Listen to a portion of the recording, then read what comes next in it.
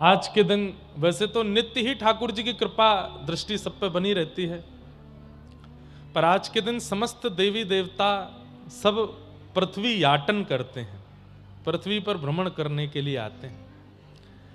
और जब कोई भ्रमण पर निकलता है तो वो अच्छी वस्तु देख करके उस वस्तु की प्रशंसा अपने प्रियजनों से जाके करता है। बहुत ध्यान से सुनिएगा। आप लोग घूमने के लिए गए, कहीं भी महाकाल गए, ओमकारेश्वर गए, दर्शन भ्रमण करने के लिए बद्रीनाथ गए, तो जब लौट करके आते हैं तो जो नहीं गए उनसे चर्चा करते हैं। और चर्चा में आप सबसे पहले अच्छा अच्छा क्या देखा और क्या विशिष्टतम दर्शन हुआ उसकी चर्चा जरूर करते हैं। सब लोग इधर देखो, ध्यान से सुनो। आज के दिन बहुत महत्व है, लेकिन आज के दिन पृथ्वी पर देवता याटन करते हैं, भ्रमण करते हैं, देखते हैं एक एक व्यक्ति, एक एक नगर, एक एक स्थान। तो कहीं ना कहीं जब लौट करके जाएंगे तो नारायण भगवान से जाकर के पृथ्वी की स्थिति बताएंगे। यमुना जी में अशुद्धि होती जा रही है, यमुना जी का जल आचमन करने लायक नहीं बचा, ऐसा बोलेंगे। काशी में भीड़ बहुत हो गई है, जगन्नाथपुरी में वैष्णवों को महाप्रसाद खूब भाव से मिल रहा, सब बातें करेंगे। कहीं ना कहीं वे अपनी चर्चा में कटनी का नाम भी ले सकते हैं कि वहां कथा चल रही थी, हम लोग गए थे, हमने देखा था। श्री रंगनाथ प्रभु के पावन सानिध्य में, महाराज जी के सानिध्य में, इतने सारे बटुक ब्राह्मणों के मध्य में, और कटनी में कथा चल रही थी, हम लोगों ने वहां जाके देखा था, इतने सारे वैष्णव आए थे। तो कहीं ना कहीं उनकी चर्चा में ये स्मृति में जरूर जाएगा कि वहां कथाएं तो भारत में बहुत जगह हो रही हैं, सब जगह की चर्चा वे करेंगे, लेकिन उनके बहाने कटनी की भी चर्चा तो हो ही जाएगी। अगर ये कथा आज के दिन यहां नहीं चल रही होती, माघ पूर्णिमा के दिन कटनी में कथा नहीं होती, तो शायद आज देवता नारायण प्रभु से कटनी का स्मरण नहीं करते, कुछ देखा ही नहीं यहां पर। लेकिन आज जब कथा का दर्शन किया होगा तो उनके चिंतन में, स्मरण में, और ठाकुर जी के कानों में कटनी का नाम तो पहुंचा होगा।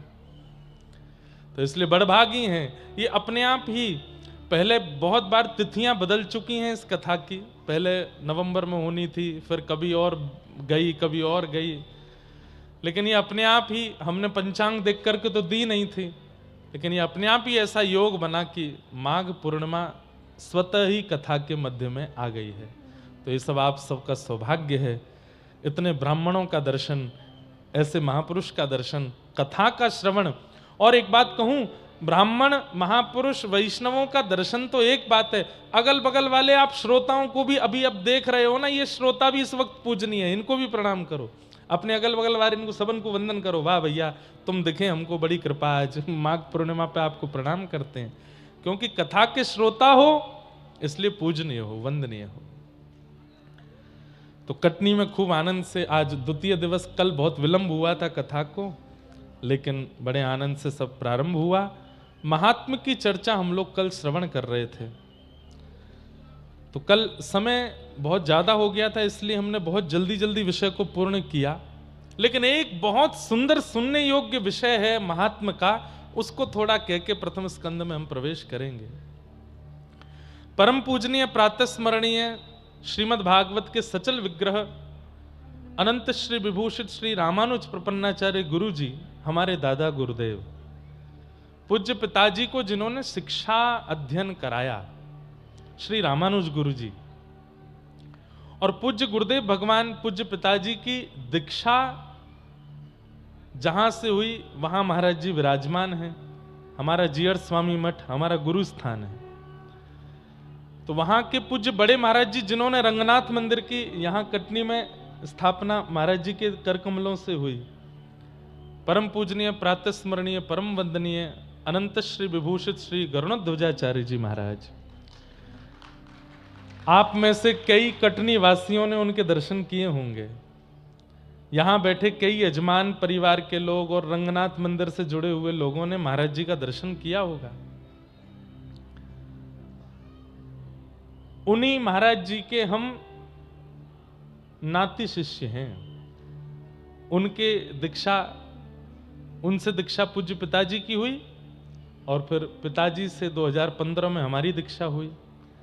तो हमारे दादा गुरुदेव का स्थान हो गया एक प्रकार से रंगनाथ मंदिर कटनी का। और हमारे पूज्य श्री दादा गुरुदेव के रूप में जिनका स्नेह हमको मिलता है, ऐसे पूज्य महाराज जी इतना प्रेम इतना स्नेह देते हैं कि हमको माँ कहने का मन होता है कभी कभी कि हमारी मैया हैं, हमारी माता जी हैं, इतना स्नेह देते हैं। तो हमारे दादा गुरुदेव पूज्य पिताजी के शिक्षा गुरुदेव श्री रामानुज गुरु जी इस विषय पे बहुत सुंदर प्रवचन करते थे। मैंने प्रवचन नहीं सुना पर उनका प्रवचन लिखा हुआ कहीं पढ़ा था, इसलिए मेरे को लगा कि आज इस विषय को मैं जरूर सुनाऊं।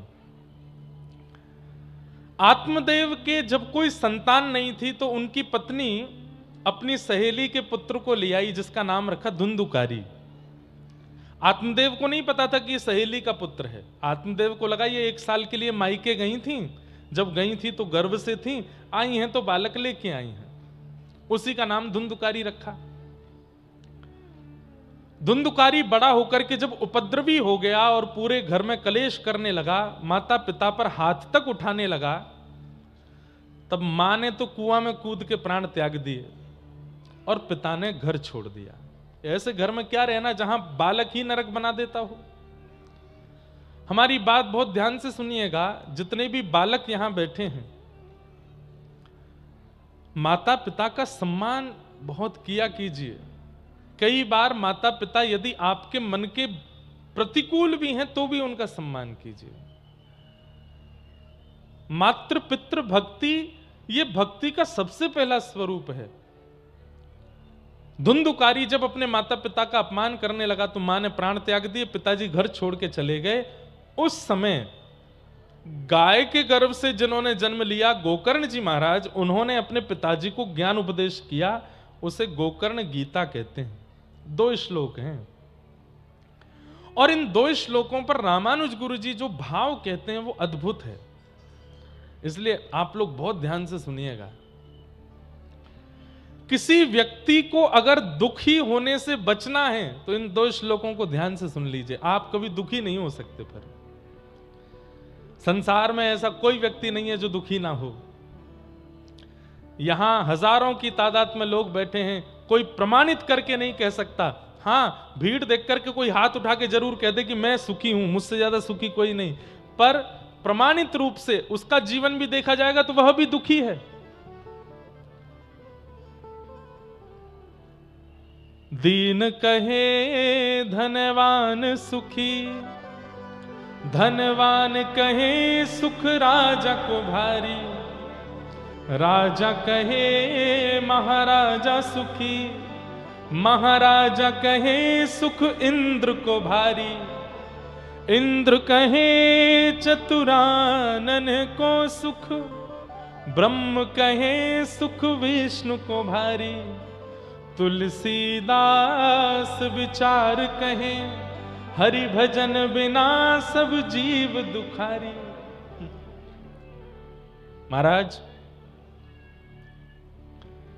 ठाकुर जी ने जिसके पैर नहीं दिए, कई लोग ऐसे हैं जो पैर से चल नहीं पाते, बचपन में पोलियो हुआ या पैर किसी कारण से नहीं है, वो कहते हैं कि पैर वाले कितने खुश हैं जिनके पैर हैं, चल के पानी पी लेते हैं, चल के परिक्रमा कर लेते हैं।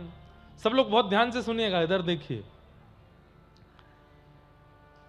तो जिसके पैर नहीं है वो कहता है पैर वाला कितना खुश है, चल लेता है, घूम लेता है। लेकिन जिसके पास पैर हैं वो कहता है कि साइकिल वाला ज्यादा सुखी है। क्यों? चलना नहीं पड़ता, पैडल मारता है, पहुंच जाता है। साइकिल वाला कहता है मोटरसाइकिल वाला खुश है, इसको मेहनत नहीं करनी पड़ती, बस घुमाया पहुंच गया। मोटरसाइकिल वाला कहता है गाड़ी वाला खुश है, बढ़िया गाड़ी के अंदर धूप तो नहीं लगती कम से कम। गाड़ी वाला कहता है बड़ी गाड़ी वाला खुश है। क्यों? महंगी गाड़ी है, बड़ी गाड़ी है। बड़ी गाड़ी वाला कहता है हेलीकॉप्टर वाला खुश है, यहां से मैहर जाने में 2-2.5 घंटे लगते हैं, हेलीकॉप्टर वाला 20 मिनट में पहुंच जाता है। हेलीकॉप्टर वाला कहता हवाई जहाज वाला खुश है, हवाई जहाज वाला कहता बड़े हवाई जहाज वाला खुश है। और सबसे बड़ा हवाई जहाज वाला व्यक्ति वो कहता है कि ये व्यक्ति जिसके 2 पैर नहीं है ये सबसे ज्यादा सुखी है। क्यों? पूरे दिन घर में ही रहता है, कुछ करना तो पड़ता नहीं इसको। हर व्यक्ति को दूसरा व्यक्ति सुखी लगता है, लेकिन वास्तविकता में इस संसार में कोई सुखी नहीं है, सब दुखी हैं। दुखालयम शाश्वतम, श्रीमद् भागवत में पृथ्वी को दुखालय कहा है। यहां सब दुखी हैं। और अगर यहां कोई दुखी नहीं है तो वो एलियन है भैया, कोई और वहां से आ गया है, क्या बोलते हैं उसको, किसी और नक्षत्र ग्रह से आया है, वो इस धरती का नहीं है। लेकिन अगर सुखी है तो वो कौन है? हम राम जी के राम जी हमारे हैं, हम राम जी के राम जी हमारे। जो ऐसा गा रहा है और केवल गा नहीं रहा, बोल नहीं रहा, मान रहा है, वो सबसे सुखी है। हम श्याम जी के श्याम जी हमारे हैं, हम श्याम जी के श्याम जी हमारे, हम राम जी के राम जी हमारे, हम राम जी के राम। वो सबसे ज्यादा सुखी है, उससे ज्यादा सुखी कोई नहीं संसार में। लेकिन फिर भी इस संसार के दुखों से यदि निवृत्त होना है तो उसके यहां पर उदाहरण और कारण बताए गए हैं, बहुत ध्यान से सुनिएगा। देह स्थिमां सरुधिरे भिमतिं त्यजत्वं,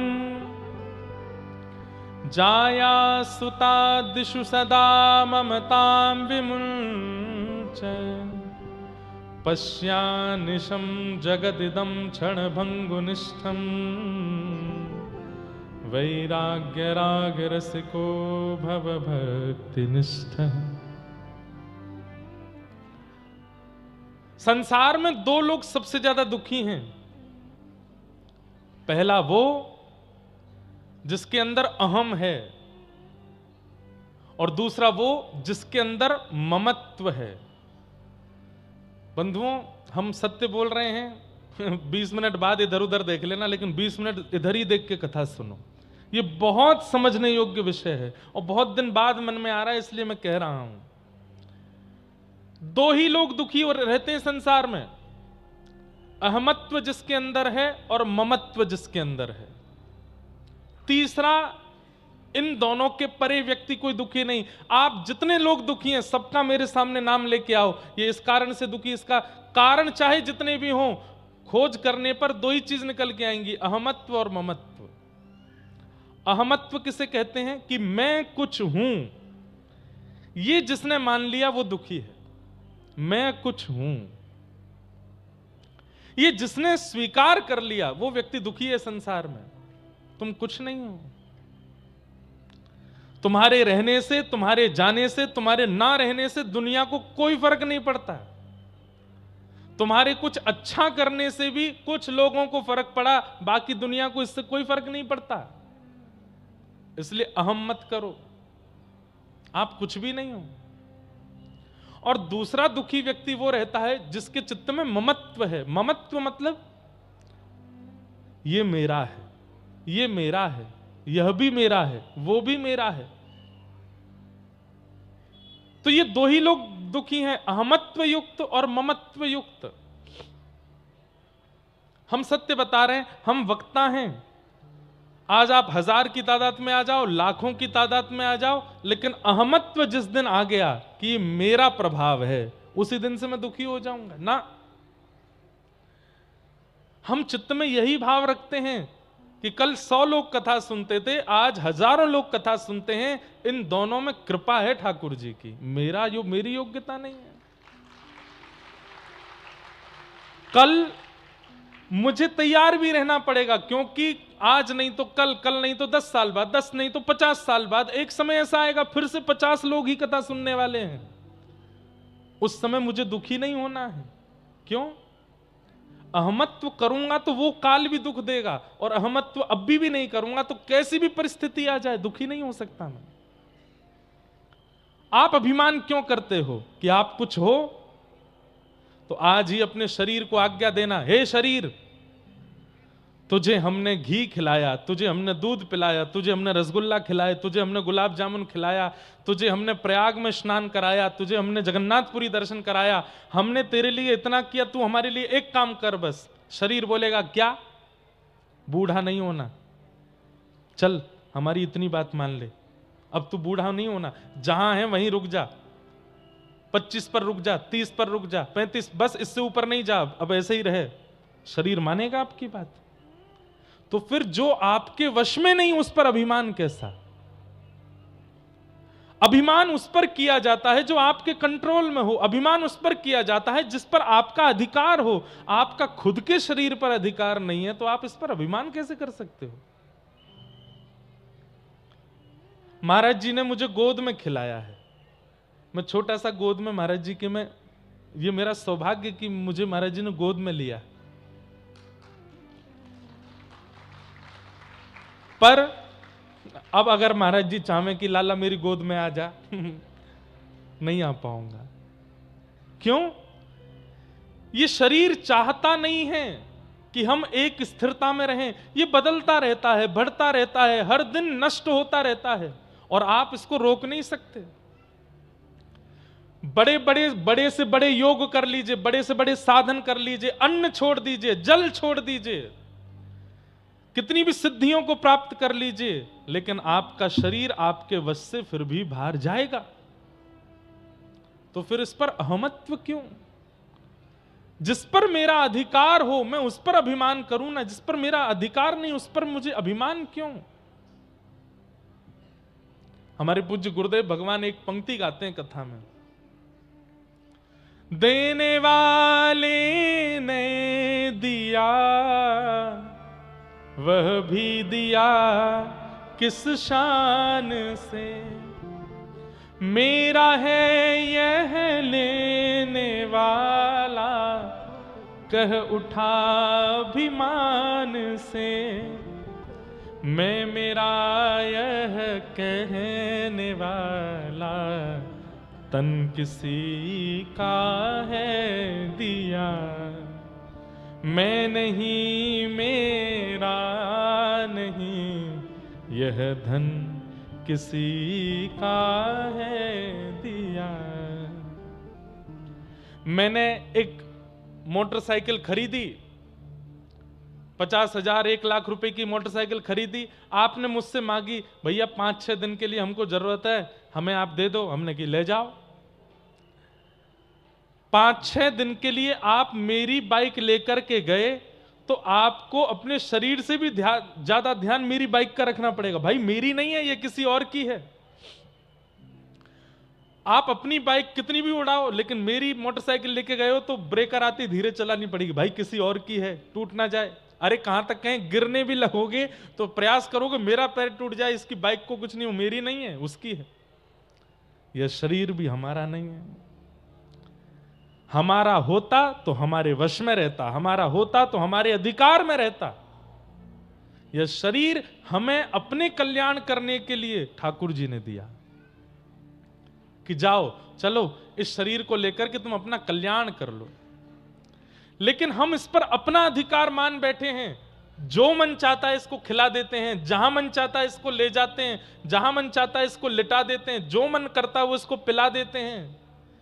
ठाकुर जी जब हमको देखते हैं तो ठाकुर जी को बड़ी पीड़ा होती है। बता, मैंने दियो अपने कल्याण करने के लिए, मैंने इसको शरीर दिया, मतलब जैसे बाइक कोई दे रहा है और ये अपना मान के कितना अधिकार चला रहा है उसके ऊपर। ठाकुर जी को पीड़ा होती है। इसलिए इस पर बहुत अधिकार मत मानिए। खाना है, पीना है, सोना है, हंसना है, सब कुछ इस शरीर से करना है, परंतु इस बात को नहीं भूलना है कि यह शरीर कल्याण करने के लिए मिला है, ना कि इससे विषय भोग और आदि आदि विषयों को भोगने के लिए मिला है। और सबसे बड़ी बात, अभिमान करने के लिए तो बिल्कुल नहीं मिला है। अहमता, इसका त्याग करो। और अहमत्व के त्याग का प्रारंभ होता है, सम्मान की इच्छा मत रखो तो अहम आएगा ही नहीं। मैं एक बात कहा करता हूं कि सबसे ज्यादा अपमान उसी का होता है जिसको सम्मान की बहुत इच्छा होती है, उसके आए दिन अपमान होते रहते हैं। मेरे बारे में यूं कह दिया, मुझसे यूं कह दिया, मेरे लिए ये कह दिया। हम वक्ता बन गए हैं, 1000 लोग हमारे बारे में भी कुछ भी बोलते रहते हैं, कुछ भी कहते रहते हैं, पर हमारा स्वभाव नहीं सबको प्रत्युत्तर देने का। क्यों? सम्मान की इच्छा ही नहीं है, तो कोई अपमान कितना भी कर दे कोई बोध होगा क्या? नहीं होगा। इसलिए अहमत्व नहीं। और दूसरा, इस शरीर के ममत्व नहीं करना। कोई भी आपका नहीं है, कोई नहीं है आपका। आप दुखी क्यों हो जाते हैं? क्योंकि आप किसी को अपना मान बैठे हैं और वही अपना कुछ कर रहा है, उसकी करनी से आप दुखी होते हैं। दुनिया में 1000 लोग गलत काम कर रहे हैं, आपको बुरा नहीं लगता, लेकिन कोई अपना बुरा कर दे तो बुरा लगता है। क्यों? क्योंकि अपनत्व मान लिया, ममत्व है उसके प्रति। हजारों की तादाद में बच्चे गुटखा खाते हैं, बीड़ी पीते हैं, सिगरेट पीते हैं, आपको दिखते भी हैं लेकिन आपको कुछ नहीं होता। लेकिन अपना कोई कुछ करता दिख जाए तो दुखी हो जाते हैं। क्यों? गलत काम से आप दुखी नहीं हुए, अपना कर रहा है इसलिए दुखी हुए। इसका मतलब क्या है? ममत्व दुख का कारण है, क्रिया दुख का कारण नहीं है। गलत क्रिया से हमको फर्क नहीं पड़ता, लेकिन कोई अपना कर देता है तो हमको फर्क पड़ता है। तो दुख के कारण 2 ही निकल के आते हैं, अहमत्व और ममत्व। इन दोनों का यदि व्यक्ति परित्याग कर दे, उस व्यक्ति से ज्यादा सुखी कोई नहीं संसार में। कितने नाम बताऊं मैं? अजगर ऋषि भागवत में कहते हैं, श्री दत्तात्रेय जी महाराज, दत्तात्रेय जी के प्रसंग में आता है। अब प्रसंग तो बहुत बड़ा है, पड़े रहते हैं आकाश वृत्ति पे। कोई खिला जाए तो खा लेंगे, कोई पहना जाए तो पहन लेंगे, कोई नहला जाए तो नहा लेंगे। अब इतनी ऊंची स्थिति तो हमारी नहीं बनी है, परंतु उनसे ज्यादा प्रसन्न कोई नहीं है संसार में। इसलिए प्रसन्न रहना है, सुखी रहना है, तो 2 बातें जीवन में ले आइए। एक तो अहमत्व, मैं नहीं मेरा नहीं, ये 2 बातें जब आपके चित्त में आ गई, आपसे ज्यादा सुखी कोई नहीं, आपको कोई दुखी नहीं कर सकता। आप कहेंगे महाराज जी चलिए मैं नहीं मेरा नहीं, ये दोनों स्थिति मैंने बना ली, इसके बाद क्या करूं? तब दूसरे श्लोक में कहते हैं, धर्मं भजस्व सततम त्यज लोक धर्मान सेवस्य साधु पुरुषाम जहि काम तृष्णा अन्यश्च दोष गुण चिंतनमाशु मुक्त्वा सेवा कथा रसमहो नितराम पिबत्वम। मैं नहीं मेरा नहीं, ये 2 चीजें चित्त में ले आइए और उसके बाद 5 कर्म अपने जीवन में करना प्रारंभ कर दीजिए। कौन कौन से? सबसे पहला, धर्मम भजस्व, धर्म को भजो। यहां धर्म को भजने का मतलब क्या है? रामो विग्रहवान धर्म, धर्म कौन है? साक्षात राम है, कृष्ण धर्म है, राम धर्म है, नारायण धर्म है। धर्मम भजस्व मतलब राम भजो, कृष्ण भजो, नारायण भजो, सदा उनका भजन करो। और कैसे भजो? बोले सततम। कई लोग मुझे आके बोलते हैं, महाराज जी से भी कहते होंगे, हमारा महाराज जी 2 घंटे का पूजा का नियम है, हम महाराज जी 4 घंटा इतना अनुष्ठान करते हैं, रोज सुबह 5 बजे उठ करके 7-8 बजे तक भजन करते हैं। कोई बड़ी बड़ी चीज नहीं कर रहे आप। आप ये क्यों नहीं कहते कि आप 4 घंटे ठाकुर जी का भजन करते हो, 20 घंटा संसार को भोगते हो? भारी तो फिर भी संसार ही हो गया। अगर पडले में नापा जाए तो 4 घंटे का भजन, 8 घंटे का भजन, 11 घंटे का भजन, उसके बाद भी संसार ही तो है बाकी के समय पर। इसलिए गिनाया मत कीजिए कि आप आधा घंटा करते हैं, 2 घंटा करते हैं, 4 घंटा करते हैं, नहीं। उससे पता चलता है कि 4 घंटे का भजन है, इसका मतलब बाकी के 20 घंटे तो संसार ही है। सततम 24 घंटे मन में विश्वास और बुद्धि में चिंतन करते रहो। घर से बाहर हो, घर के अंदर हो, काम में हो, स्कूल में हो, कॉलेज में हो, ऑफिस में हो, कहीं भी हो, चिंतन चलता रहे। हमारे परिचय के एक व्यक्ति हैं, उन्होंने अपने फोन में 24 घंटे का अलार्म लगा रखा, हर घंटे में फोन में अलार्म बजता है, और अलार्म बजता है 1 मिनट। ध्यान से सुनिएगा, 24 घंटे का अलार्म है, हर घंटे में अलार्म बजता है, और जितनी देर अलार्म बजता है, चाहे ब्रह्मा जी सामने बैठे हों, वो नेत्र बंद करते हैं और ठाकुर जी को याद करते हैं।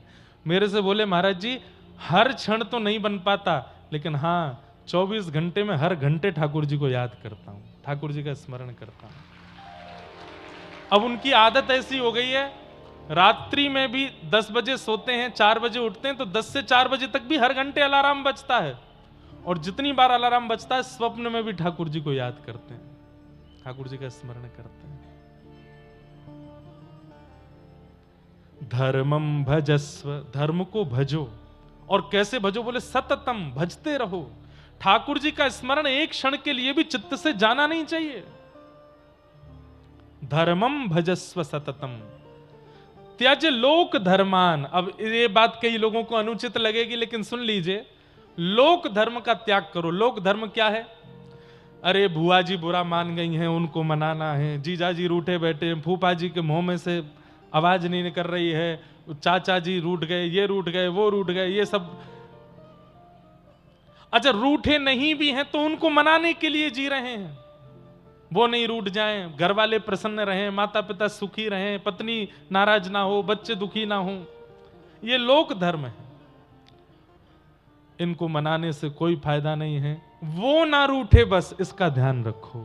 ठाकुर जी ना रूठे आपसे।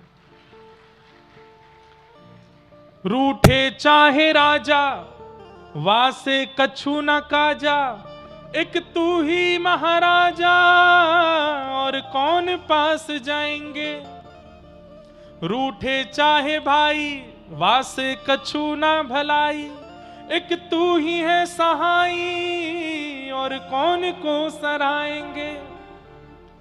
रूठे चाहे शत्रु और मित्र आठों याम, एक तेरे चरणन के नेह को निभाएंगे। जग सारा झूठा, एक तू ही है अनूठा, रूठ जाए चाहे सारा जग, पर तू ना रूठा चाहे।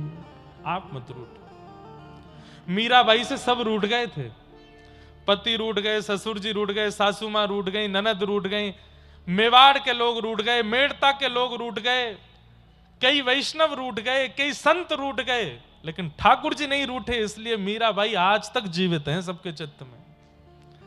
गोस्वामी तुलसीदास जी महाराज अवधि सामान्य लिपि में उन्होंने रचना कर दी मानस की। कभी उठा के देखिएगा इतिहास, काशी में कोई ब्राह्मण गोस्वामी जी के द्वारा लिखी गई मानस जी को स्वीकार करने को राजी नहीं था। गोस्वामी जी बोले कि मैंने कितना अच्छा लिखा है, मैं ये पूछने नहीं आया हूं, बस मेरे ग्रंथ को एक बार देख लीजिए कि मैंने ठीक तो लिखा है ना।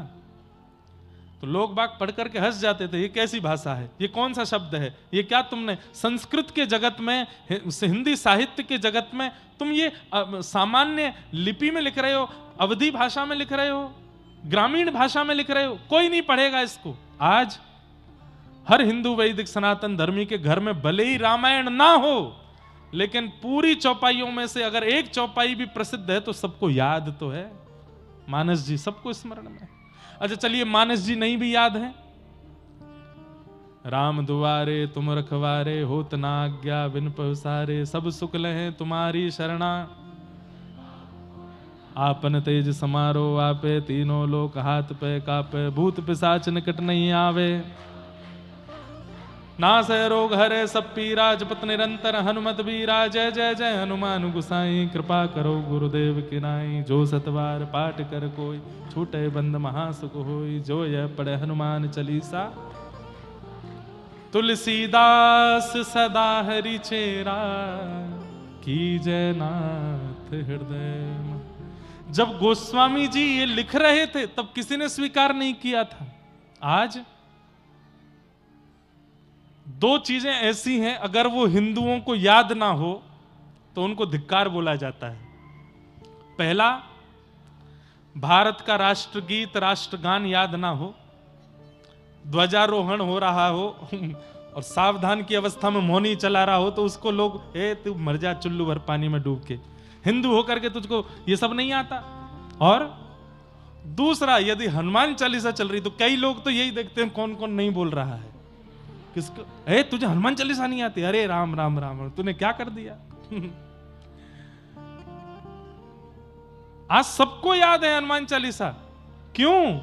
क्योंकि जब सब रूठ गए थे गोस्वामी जी से, उस समय भी राघव नहीं रूठे थे, क्योंकि जानते हैं कि ये सत्य है। इसलिए संसार का कोई भरोसा नहीं है भैया, ये कब आपसे रूठ जाए, कब आपसे मान जाए, कब आपका हो जाए, कब आपसे पिछड़ जाए।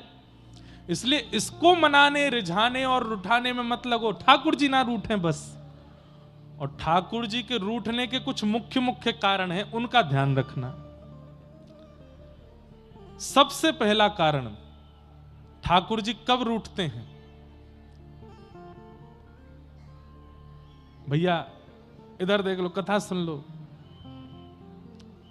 ठाकुर जी के रूठने के कुछ मुख्य कारण हैं, उनमें सबसे पहला कारण है कि ठाकुर जी के किसी भी भक्त का आप अपमान मत करो, अपराध मत करो। यदि आपने अपमान कर दिया तो ठाकुर जी रूठ जाएंगे। सबसे विशेष ध्यान रखिए, किसी वैष्णव का, संत का, ऋषि का, महत्पुरुष का, भगवत भक्त का, अरे हम कह रहे हैं कुछ नहीं आता उसको, लेकिन तिलक भी लगाता है, कंठी पहनता है, इतना मात्र भी है, तो भी उसका अपमान मत कीजिए, अपराध मत कीजिए। ठाकुर जी को प्रिय नहीं लगता। ठाकुर जी को वैष्णव अपराध प्रिय नहीं है। महाराष्ट्र में भगवान पंढरीनाथ विराजमान हैं, जिनको विट्ठल भगवान कहते हैं। उनके एक भक्त हुए जिनका नाम था चोखो मेला। क्या नाम था? चोखो मेला। तो चोखो मेला एक किसान परिवार में जन्मे थे और बहुत ऊंची जाति के नहीं थे। पर ठाकुर जी को इन सब से फर्क नहीं पड़ता कि आप कौन से कुल के हो, कौन सी जाति के हो, कौन सी प्रजाति के हो। आप मानव भी नहीं हो ना, तो भी गजेंद्र भी बन गए तो भी वो रक्षा करने आएंगे। वो इतना विचार नहीं करते। तो चोखा मेला जी जो थे, चोखो मेला ऊंचे कुल में नहीं जन्मे थे। बचपन से ठाकुर जी का इतना चरित्र सुना कि एक दिन अपने बगीचे के कुछ फल तोड़ करके ले गए ठाकुर जी के लिए। मंदिर में जैसे ही पहुंचे तो ठाकुर जी के सामने अपना झोला खोलने लगे। पुजारियों ने कहा, ए, क्या करते हो, क्या करते हो? मेरे बगीचे के फल हैं, अपने हाथ से तोड़ के लाया, पंढरीनाथ भगवान को खिला देना। पुजारी पहले तो हंसे, बाद में बोले, चल चल निकल यहां से, तेरे हाथ का तो तेरी परछाई पड़ जाए तो उस स्थान पर पानी डालना चाहिए। तेरे हाथ का टूटा हुआ फल हम ठाकुर जी को खिलाएंगे? ले जा इसको। अरे फल तो पवित्र है ना, पृथ्वी तो पवित्र है, पृथ्वी से फल निकले हैं, इनको तो स्वीकार कर ही सकते हो।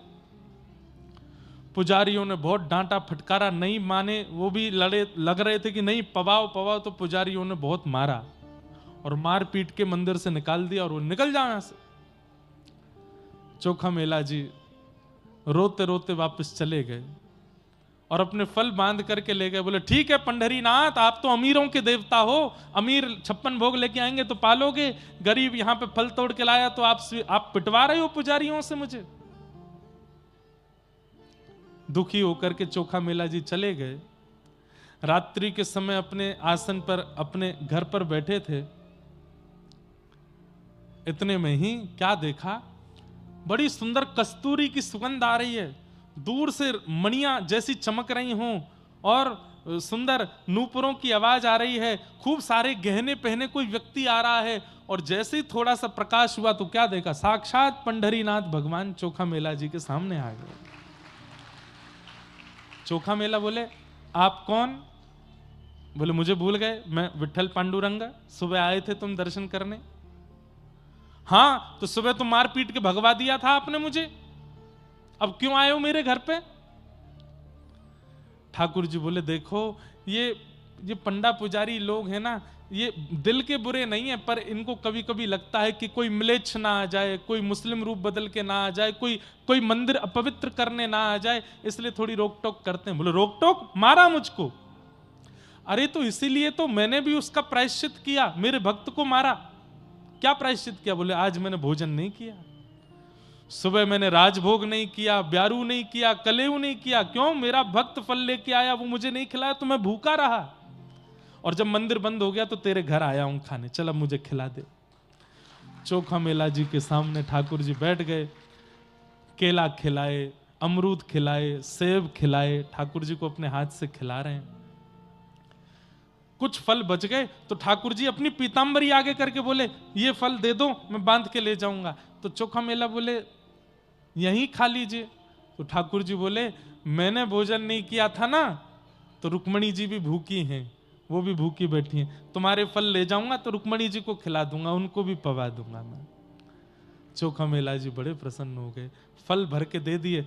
अब सोचिए, ठाकुर जी अपनी पीतांबरी में फल बांध के ले गए रुक्मणी जी के लिए, और मंदिर में जाके रुक्मणी जी को खिलाया।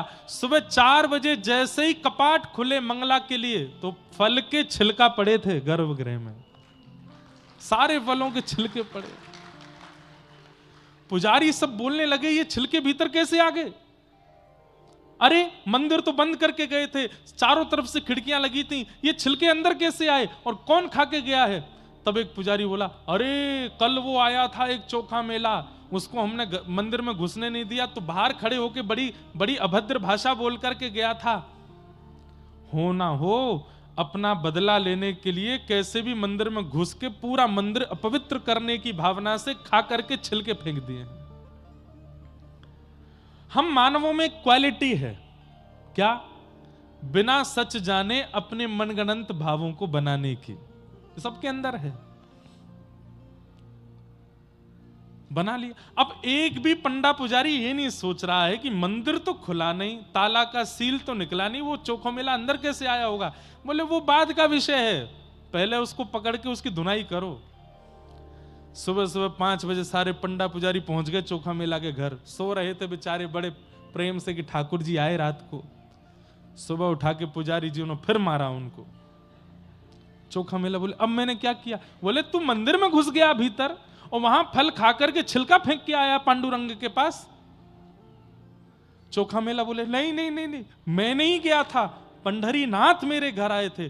बोले और मारो इसको, ये बताना चाहता है कि पंढरीनाथ इसके बड़े हैं, इससे भी, ये पंढरीनाथ से भी बड़ा, इसके घर आएंगे। अरे हम लोगों को 25-25, 30-30 साल सेवा करते हो गए, हमारे तो स्वप्न में भी नहीं आए, तेरे घर आ गए हो। अरे मैं सच बोल रहा हूं, मैं ये हमको नीचा दिखाने के लिए ये सब बातें बोल रहा है, और मारो इसको। इतना मारा। चोखा मेला वहीं बैठे बैठे रोते रोते बोले जय हो पंढरीनाथ, तेरी लीला बड़ी अद्भुत, मैं तो कुछ कर ही नहीं रहा हूं, जबरदस्ती पिटवा रहे हो मुझे। लौट करके पंडा पुजारी सब अपना हाथ अब बढ़िया लगा, बढ़िया बदला लेके आए, उसी ने किया था ये सब। लौट करके जब पुजारी आए तो क्या देखा? मंदिर का मुख्य द्वार बंद, भीतर की किवाड़ बंद, सारी खिड़कियां बंद, सब बंद है। खोलने का प्रयास किया, नहीं खुला। खूब जोर लगाया, हजारों की हजार पंडा पुजारी जोर लगा रहे हैं, लेकिन मंदिर नहीं खुल रहा है। सब प्रयास कर लिए, शाम हो गई, मंदिर जब नहीं खुला तो सब पुजारी समझ गए हमसे कोई अपराध हुआ। घुटने के बल बैठ करके सब कान पकड़ के क्षमा मांग रहे हैं। बोले पंढरीनाथ हमने किया क्या, बताओ तो। ठाकुर जी बोले अब जब तक पृथ्वी प्रलयकालीन समुद्र में नहीं डूब जाएगी तब तक मेरा पंढरीनाथ मंदिर बंद रहेगा। क्यों? क्योंकि तुम सबने मिलके एक मेरे परम वैष्णव भक्त का अपमान किया, अब मैं किसी को दर्शन नहीं दूंगा। सबने खूब प्रयास किए, 2-3 दिन तक ठाकुर जी ने मंदिर नहीं खोला, अंदर से बंद कर लिया। तब पुजारियों ने कहा प्रायश्चित बताइए कि हम क्या करें। ठाकुर जी बोले मेरी सोने की पालकी है, उसको लेकर के जाओ और चोखो मेला को बैठा के नाचते गाते हुए उसको यहां लेके आओ, तब मंदिर खुलेगा। कितना प्रेम करते हैं ठाकुर जी अपने वैष्णवों से, अपने भक्तों से। अरे आप गलती से एक तिलक लगा देते हैं ना, ठाकुर जी के नेत्र सजल हो जाते हैं। अरे ये तो मेरा है गयो, ये तो मौसम प्रेम करे। अरे पति को जैसा श्रृंगार प्रिय लगता है, पत्नी वैसी साड़ी पहन ले या वो प्रिय श्रृंगार कर ले, पति खुश हो जाता है। पत्नी को जैसे अपने बच्चे पसंद हैं वैसे मार्क्स बच्चे लेकर के आ जाएं, वैसे पढ़ाई करके दिखा दें तो मां को प्रसन्नता हो जाती है। ठाकुर जी को वैष्णव भेष, वैष्णव भाव, एकादशी निष्ठा आदि आदि ये सब प्रिय हैं। जब हम एक भी धारण कर लेते हैं ना, ठाकुर जी इतने प्रसन्न हो जाते हैं। और फिर उसको कोई पीड़ा देता है तो ठाकुर जी बहुत पीड़ित हो जाते हैं। इसलिए हमारी प्रार्थना, कभी किसी वैष्णव का अपमान मत कीजिएगा, ठाकुर जी रूठ जाएंगे। दूसरा, कभी किसी धाम का अपमान मत कीजिएगा। जगन्नाथपुरी गए, वृंदावन गए, द्वारिका गए, किसी ने पूछा कैसा लगा, अरे बहुत भीड़ थी वहां तो, अरे महाराज इतने कोहनी पड़ी, कोई व्यवस्था नहीं है, इतनी गंदगी, ये था वो था। ठाकुर जी बोलते हैं मैंने बुलाया तो नहीं था, क्यों आए? मेरा धाम, मेरा तीर्थ मुझे प्रिय लगता है, तुम क्यों उसका अपमान कर रहे हो? ठाकुर जी के धाम का अपमान नहीं, वैष्णव का अपमान नहीं, ब्राह्मणों का अपमान नहीं, संतों का अपमान नहीं। इस पूरे में आपको ठाकुर जी का नाम नहीं, ठाकुर जी के बारे में अगर दो बात आप गलत बोल दोगे ना, उनको बुरा नहीं लगेगा, पर उनके जनों के बारे में कुछ मत बोलो, ठाकुर जी को वो सहन नहीं होता। इसलिए वैष्णव अपराध लग गया है आपको, इसका प्रमाण क्या है? कथा में नींद आना, कथा में मन ना लगना, सत्संग में, परिक्रमा में, धाम जाने में, प्रसाद में स्वाद ना आना, नीरस लगना, भक्ति की संबंधी वस्तुओं में नीरसता का आना, ये इस बात का प्रमाण है कि ठाकुर जी आपसे रूठ गए हैं। आप जो काम करते हो वो काम बन नहीं पाता, इसका मतलब ये नहीं ठाकुर जी रूठ गए ना, अभी भाग्य में नहीं है, जब होगा तो हो जाएगा। आप चलते चलते गिर गए तो इसका मतलब ये नहीं ठाकुर जी रूठ गए हैं।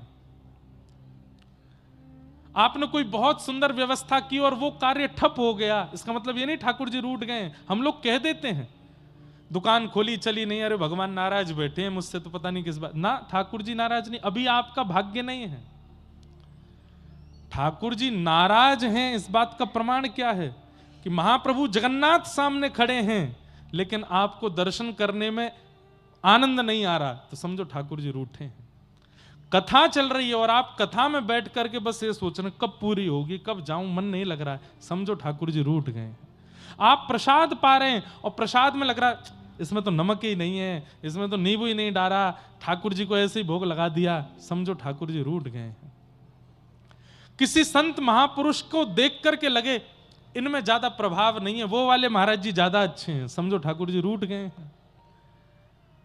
तिलक लगाने में लगे छोटा ही लगा दीजिए, इतना बड़ा पूरा माथा भरने इतने लगा दो, समझो ठाकुर जी रूठ गए हैं।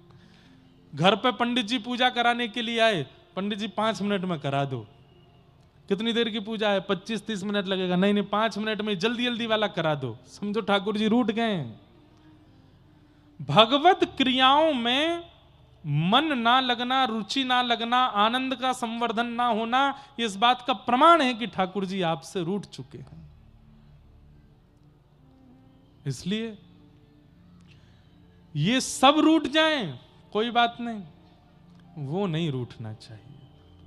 अपनी क्रिया, अपनी व्यवस्था, अपना स्वभाव, अपना नियम ऐसा निर्माण करो कि वो आपसे कभी ना रूठें। तो धर्मं भजस्व सततम त्यज लोक धर्मान, सेवस्य साधु पुरुषाम जहि काम तृष्णाम। बहुत समझने वाली बात, संतों की, साधुओं की, वैष्णवों की सेवा करो तृष्णा रहित होकर के। तृष्णा रहित मतलब, अब कई लोग आज सुबह हमसे मिलने के लिए आए, 2-4 लोग तो प्रणाम करके गए, तीसरे चौथे जो लोग आए वो बैठ गए। अब मैंने कहा ठीक है प्रणाम हो गई, चलो महाराज जी जरा सा ये बता दो। मैंने क्या, पेपर दिया था मैंने, पास होऊंगा कि नहीं? मैंने कहा भैया पहली बात तो ये भविष्य देखना हमसे आता नहीं, दूसरी बात तुमने पढ़ाई कैसी करी थी खुद से पूछो। अब तुम पढ़े ही नहीं होंगे तो फिर पेपर कोई तंत्र मंत्र से बढ़िया थोड़ी हो जाएगा, जैसे पढ़े होगे वैसा होगा। 4वीं 5वीं माता जी आ गई, वो बोली हमारी बेटी बहुत बीमार रहती है महाराज जी कुछ बताओ। अरे रात में तो मुझे ही बुखार आया था। अब उसका मैं क्या करूं? मुझे भी जुकाम हो गया था, उसका मैं क्या करूं। वैष्णवों के पास, कथा वक्ताओं के पास, ब्राह्मण पंडितों के पास, साधु संतों के पास कामना रहित होकर के जाइए। सेवस्य साधु पुरुषाम जहि काम तृष्णाम, किसी कामना से नहीं जाइए। आजकल एक नई कामना और ऐड ऑन हो गई है, वहां जाएंगे तो हम अपनी वीडियो बनवा के सोशल मीडिया पर डालेंगे, 400-500 लाइक बढ़ जाएंगे। ये भी एक कामना है। कई लोग, हजारों लोग मिलने आते हैं, उनमें से 1-2 लोग ऐसे आते हैं, प्रणाम करें, मुझे फोटो नहीं खिंचवाना, मुझे बस दर्शन करना था। तो मन कितना खुश होता है, अरे वाह भाई तू बस मिलने आया हमसे। साधु पुरुषों के पास, वैष्णवों के पास, संत जनों के पास सेवा करो तृष्णा रहित होकर के। ये कृपा करके आशीष दें, ये भावना भी चित्त में नहीं आनी चाहिए। ये सेवा का अवसर दे रहे हैं, यही बहुत बड़ी बात है। मुझे कुछ चाहिए नहीं, आप प्रसन्न रहो। और तीसरा गुण बहुत विशेष, अन्यस्य दोष गुण चिंतन माशु मुक्त्वा। बंधुओं एक बात सुनिए, आप धार्मिक हैं, आप अनुष्ठान करते हैं, आप भजन करते हैं, कथा सुनते हैं, परिक्रमा करते हैं, नियम का पालन करते हैं, इन सब का प्रमाण क्या है कि ये धर्म आपको लग रहा है? सब लोग इधर देखो, ध्यान से सुनो, विशेष रूप से आगे वाले लोग ज्यादा ध्यान से सुनो। पीछे वाले तो हमको दिखते नहीं, आगे वाले दिखते हैं, इधर उधर करते हैं, उबासी लेते हैं, तो हमारा मन, मेरा भी होता, मैं भी ले लेता हूं इसलिए आप लोग ध्यान से सुनो। अन्यस्य दोष गुण चिंतन माशु मुक्त्वा। आपका भजन, आपका साधन, आपका नियम आपको लग रहा है, इसका एक प्रमाण यह भी है कि किसी के लाख दोष बताने पर भी आपको उसमें दोष नहीं दिखता। लाख दोष बता दिए, अरे ये तो ऐसा है, ये तो वैसा है, ये तो ये है, समाज के लोग कुछ भी कह गए, लेकिन वो व्यक्ति जब आपके सामने आया तो आपने उसमें एक भी दोष नहीं देखा। इसका मतलब क्या है? आपका भजन, आपका साधन, आपका नियम इतना पवित्र हो चुका है कि वो जिसको दिखाता है उसको पवित्र ही दिखाता है। अरे वो रावण है जिसके सामने लोकाभिरामम रणरंग धीरम राजीव नेत्रम रघुवंशनाथम साक्षात राघव खड़े हो जाते हैं, तो रावण राम में भी दोष देख लेता है। राम जी में कोई दोष देख सकता है? श्रीमद् वल्लभाचार्य जी महाराज कहते हैं, अधरम मधुरम वदनम मधुरम हसितम मधुरम चलितम मधुरम वेणुर मधुरो रेणुर मधुरो मधुराधिपते रखिलम मधुरम। इतने मधुर हैं ठाकुर जी कि वल्लभाचार्य जी कहते हैं कि अमधुर शब्द है ही नहीं ठाकुर जी के जीवन में, इतने मधुर हैं। लेकिन वे ही जब कंस के सामने जाते हैं तो श्रीमद् भागवत कहती हैं, मल्लानाम मशनिर्णिनाम नरवर स्त्रीणाम स्मरो मूर्तिनाम गोपानाम स्वजनो सताम छितुभुजाम शास्त्रा सुपुत्रो शिशु मृत्युर्भोजपतिर विराट विदुषाम तत्वं परम योगिनाम वृष्णीनाम परदेवतेत विदितो रंगम गतः साग्रज। मृत्युर्भोजपतिर विराट विदुषाम, अत्यंत कोमल और आकर्षक श्री कृष्ण वे जब कंस के सामने जाते हैं तो कंस थरथर कांपता है। क्यों? साक्षात लग रहा है कि काल आ गया हो, साक्षात लग रहा है कि महाकाल आ गया हो, साक्षात लग रहा है कि महाकाल का भी कोई श्रेष्ठ हो वो मेरे सामने आ गया हो। जिन कृष्ण को देख के पत्थर पिघल जाते हैं, जिन कृष्ण को देख के गैयाओं के थनों से अपने आप दूध निकलने लगता है, जिन कृष्ण को देख करके यमुना जी स्तब्ध हो जाती हैं, जिन कृष्ण को देख करके जड़ वृक्ष नीचे को झुक जाते हैं, उन कृष्ण को देख करके थरथर कांप रहा है कंस। इसका मतलब क्या है? पापी व्यक्ति, महाघनघोर संसारी व्यक्ति वही है जिसके सामने अत्यंत गुणवान भी आ जाए तो उसमें भी दोष देखे, और गुणवान वही है जो अत्यंत दोष युक्त व्यक्ति में भी गुण देखे। ईमानदारी से बताइए, हम रंगनाथ भगवान के सामने जाते हैं, उनके सामने जाकर के दर्शन करते हैं, हम लायक हैं उनके सामने खड़े होने के? क्या हमारे कर्म, हमारा विचार, हमारा स्वभाव इतना पवित्र है कि हम उनके सामने खड़े हो सकें? लेकिन फिर भी खड़े हैं। भीतर से पंडित जी, पुजारी जी तीर्थ देते हैं, प्रसाद देते हैं, षटकोप देते हैं। इसका मतलब क्या है? ठाकुर जी की दृष्टि कैसी है, लाख दोष हैं हमारे अंदर, फिर भी हमारा गुण देख करके हमको स्वीकार करते हैं। ये नम रक्ष जगन्नाथ बहुजन्मापराधनम, इसने बहुत अपराध किए लेकिन फिर भी उसकी रक्षा करने की जिम्मेवारी ठाकुर जी रखते हैं। सीधी बात, बहुत लंबी चौड़ी बात ना कह के कह दूं, ठाकुर जी का स्वभाव क्या है, देव का स्वभाव क्या है, लाख अवगुण वाले व्यक्ति में भी गुण देख ले वो देव है। और दैत्य का स्वभाव क्या है, अत्यंत गुणवान व्यक्ति में भी अवगुण देख ले, ये दैत्य का स्वभाव है। हम लोगों का स्वभाव कैसा है, कथा सुनकर के जब जाते हैं तो श्रोताजन बात करते जाते हैं, कथा तो बढ़िया थी, बढ़िया कथा थी। तो दूसरी माता जी कहता बढ़िया थी, भजन तो गाए ही नहीं, 2 घंटा बैठे रहे हम, कुछ सुनाया ही नहीं। तीसरी कहेगी नहीं भजन तो नहीं गाए पर कथा तो ठीक ही कर रहे थे। तीसरी बोली नहीं नहीं, उनसे ज्यादा बढ़िया वो वाले व्यास जी थे, वो चुटकुल्ला भी बोलते थे बीच कथा में, हंसी आती थी। दोष जल्दी दिखता है हमको। अरे मैं कथा में बताता हूं, परिवार के लोग जब संबंध देखने जाते हैं अपने बेटा का बेटी का, तो मामा जी गए, पिताजी गए, माता जी गई, साथ में ताई जी गई, 4 लोग गाड़ी में बैठ के जाते हैं, लड़की देखने गए। अब लड़की देख करके जब आएंगे, गाड़ी में बैठते ही सबसे पहली चर्चा, गाड़ी चलाने वाले मामा जी पूछेंगे कैसी लगी लड़की, तो पिताजी कहेंगे बढ़िया थी। तो पीछे से माता जी कहेंगे थी तो बढ़िया, पाम बड़े बड़े थे उसके, पट्टे सी लग रही थी हमको तो, पाम पट्टे है क्या। तब दूसरी सहेली बोलेगी पाम बड़े थे, कान भी थोड़े विचित्र थे।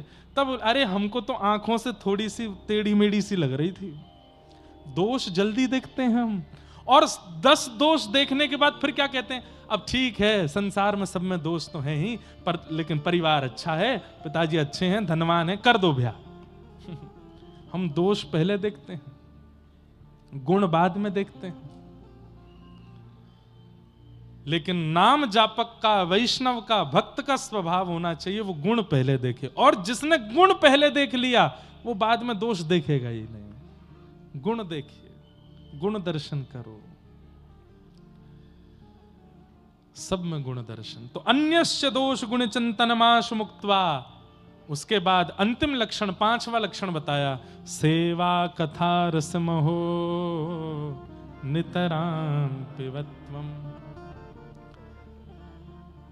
फिर कथा रस का पान करोगे तब कथा चित्त में विराजेगी, समझ आवेगी, आपका उद्धार करने वाली होगी। यह ज्ञान उपदेश प्रदान किया है किसने? श्री गोकर्ण जी महाराज अपने पिताजी से कह रहे हैं, धर्मम भजस्व सततम त्यजलोक धर्मान सेवस्य साधु पुरुषाम जहि काम तृष्णाम अन्यस्य दोष गुण चिंतन मास मुक्त्वा सेवा कथा रसमहो नितराम पिबत्वम। इस कथा रस को पीते रहो। बोले कितना पिए? बोले पीते ही रहो, नितराम पिबत्वम। बंधुओं, आपने, ये तो कटनी वालों का सौभाग्य, 1.5 महीना पहले भी हम आए थे, 1.5 महीना के अंदर दोबारा आ गए। 1.5 महीना हुआ, 2 महीने हो गए हैं, 1.5 ही हुआ ना। कौन से नवंबर में आए थे, अब फरवरी का प्रारंभ है आज से।